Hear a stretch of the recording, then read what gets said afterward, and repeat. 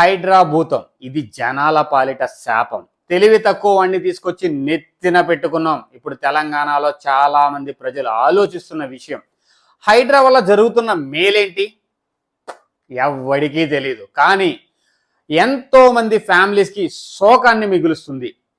వందల ఏళ్లుగా తరాలుగా ఉంటున్న ఇళ్లను కూల్చేస్తున్నారు. ఇంతకాలం ఎక్కడికి పోయింది? ఇన్ని వందల సంవత్సరాలు ఎన్నో రాజకీయ పార్టీలు వచ్చాయి, ఎంతో మంది రాజకీయ నాయకులు వచ్చారు. అందరూ చేయలేంది మన సీఎం గారు చేస్తుంది ఏంటి? దీనివల్ల జరిగే మేలేంటి ఎవ్వడికీ తెలీదు.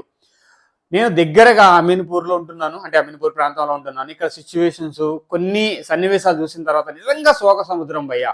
50 లక్షలు 60 లక్షలు పెట్టి అపార్ట్మెంట్లు కొనుక్కొని ఇల్లు స్థలాలు కొనుక్కొని ఇల్లు కట్టించుకొని బ్యాంక్ లోన్లు తీసుకొని, బ్యాంక్ లోన్లు ఎలా ఇస్తారో తెలీదు. రిజిస్టర్ ఆఫీస్లో, గవర్నమెంట్ రిజిస్టర్ ఆఫీస్లో ఎలా రిజిస్టర్ చేస్తారో తెలీదు.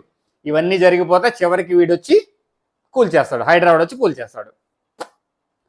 ఎవరికి తెలియదు ఏం జరుగుతుందో. మేలేంటి? ఇంతవరకు సరే హైదరాబాద్ ఇది జరిగింది, దీనికి రాష్ట్రానికి ఇది మేలు జరిగింది అని ఒక పాయింట్ ఉందా? లేదు. ఏమనంటే గవర్నమెంట్ భూములన్నీ లాగేసుకుంటున్నాం.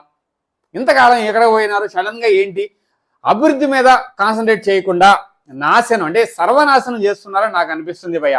నాకైతే చాలా దగ్గరగా చాలా మందిని చూసి చాలా క్లోజ్గా చూశాను. అంతకుముందు అమీన్పూర్లో వరుసగా 10 ఇళ్ళు పడగొట్టిన తర్వాత కానీ, రీసెంట్గా 6 ఫ్లోర్ల 6 ఫ్లోర్స్ బిల్డింగ్ను పడగొట్టినప్పుడు కానీ, రోడ్డు పక్క కొట్లు కొట్టేసినప్పుడు, ఇలా చాలా రకరకాలు చూసిన తర్వాత అర్థమైంది నాకేంటంటే నిజంగానే ఇది సర్వనాశనానికి దారితీస్తుంది తప్ప ఉపయోగపడేది, రాష్ట్రానికి జనాలకు ఉపయోగపడేది ఏమీ లేదు అనిపిస్తుంది.